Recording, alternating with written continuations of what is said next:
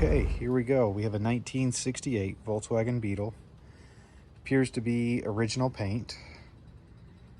Somebody has installed the self-adjusting front end on it, and it is too low. We're gonna have to get it raised up a little bit, but the adjuster has scrubbed the concrete so much that you can't get an Allen wrench in there to adjust it. However, I've ordered a bolt for $17 from CIP1.com. It was, I think, $7 and then $9 shipping, something like that. But it's, I think it'll look pretty good. We're going to leave the outside exactly how it is. Engine has a fairly fresh rebuild on it.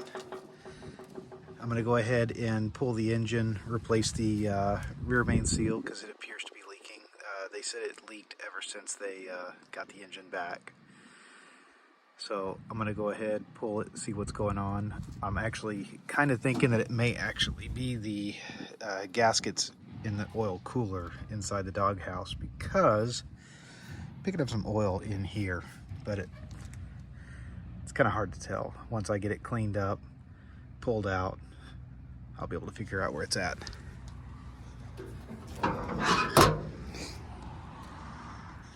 As far as the interior goes, pans are pretty decent.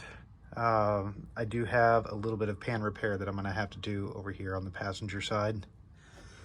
As far as luggage tray, all that is pretty straight. I'm really pleased with the condition of the body. It doesn't seem to be really any kind of body damage at all.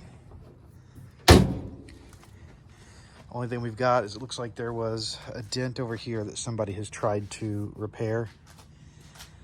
I may have to find a way to blend the primer in so that it matches. But anyways, this is the very beginning of this project, so keep watching and we'll see you in a bit.